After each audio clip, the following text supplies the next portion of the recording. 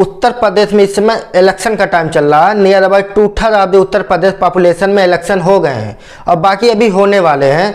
तो सबके मन में एक क्वेश्चन कॉमन सा है कि जिस भी कैंडिडेट को हम वोट कर रहे हैं, क्या हमारा वोट रियल में उस कैंडिडेट को जा रहा है कि नहीं जा रहा है।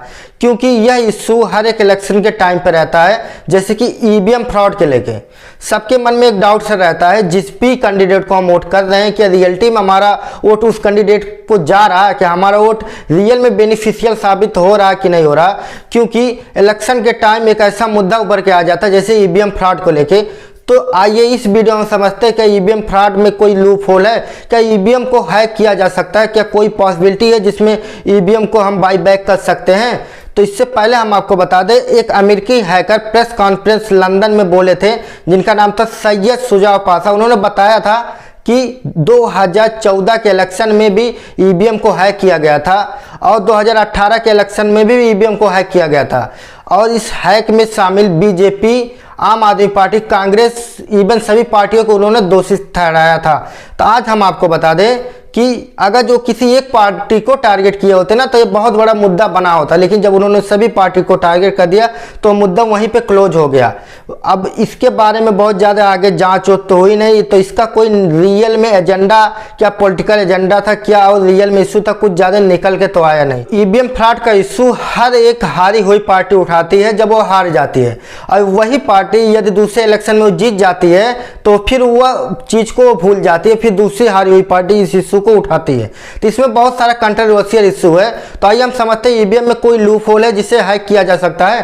तो एक सर्वे के मुताबिक और कुछ टेस्टिंग के मुताबिक ये पता चला है ईवीएम को हैक किया जा सकता है। उसमें दो पॉसिबिलिटी है, एक है उसके डिस्प्ले को चेंज करके और दूसरा है उसके मेमोरी को ही रीराइट कर दिया जाए, यानी कि उसका जो मेमोरी है, उसका जो माइंड अपसेट है ना, उसी को अब हम रीराइट कर देंगे, तब हम उसमें मनचाहा रिजल्ट दिखा सकते हैं। अब पहला है उसका डिस्प्ले को चेंज करके उसके अंदर ब्लूटूथ डिवाइस को फिक्स किया जा सकता है, जिसके वजह से जो हम चाहें उसके डिस्प्ले पे आर्टिफिशियल चीज दिखा सकते हैं, ताकि जो सामने वाला आसानी से समझ भी ना पाए। अगर जो जिस भी कैंडिडेट को वोट करेगा रियल में उस समय उसको ही दिखाएगा, लेकिन ऑन द टाइम अंदर में बाद में वो वोट दूसरे कैंडिडेट को चला जा सकता है। लेकिन यह चीज़ इतना आसान नहीं, क्योंकि सिक्योरिटी बड़ी टाइट होती है और हर एक ईवीएम मशीन को खोल के उसमें डिस्प्ले को चेंज करना, या तो मेमोरी को रीराइट करना, फिर बाद में वोटिंग के बाद फिर उसको ईवीएम को ले जाकर फिर उसको डिस्प्ले को चेंज करना, फिर उसमें ब्लूटूथ डिवाइस को कनेक्ट करना, ऐसा हर एक ईवीएम में कर पाना पॉसिबिलिटी इतना आसान है नहीं, क्योंकि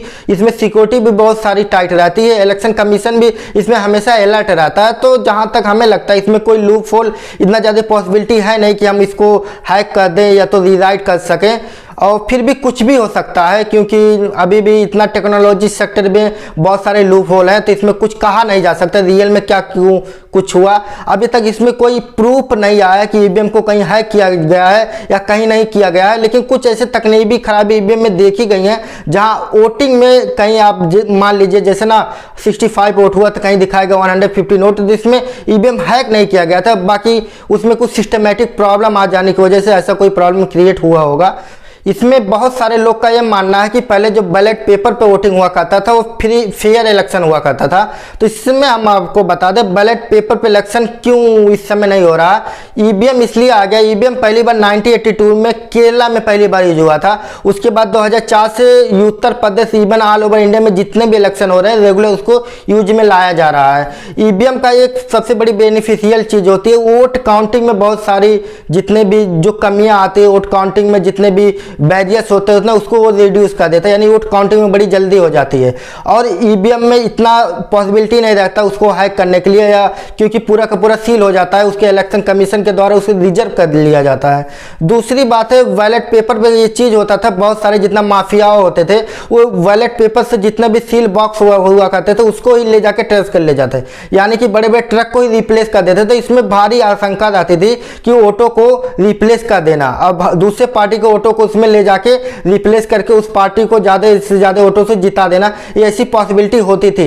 लेकिन ईवीएम में ऐसी कोई पॉसिबिलिटी नहीं आई है अभी तक देखने में, और ना ही ऐसा कोई loop hole on the front सामने आया है देखने में कि उसको हैक किया जा सकता है। बल्कि आरोप तो बहुत सारे लगते हैं, क्योंकि हारी हुई पार्टी हमेशा जीती हुई पार्टी के ऊपर लगाती है। यदि वही पार्टी अगले इलेक्शन में जीत जाती है तो चुप हो जाती है, तो दूसरा अंडरस्टैंडिंग जो हारी हुई पार्टी रहती है वो उस पर लगाती है। तो ये ऐसा प्रोसीजर है इस साइकिल इलेक्शन का, जो हमेशा ऐसे न ऐसे इशू ओवर सर्कुलेट होकर आते हैं। फिर भी हम आपको कुछ सिक्योरिटी के लिए बता दें कि आप जब भी किसी भी पार्टी को वोट करने जाएं तो आप जिस भी पार्टी को वोट करें ना, उसमें से एक आपको स्लिप निकल के आता है।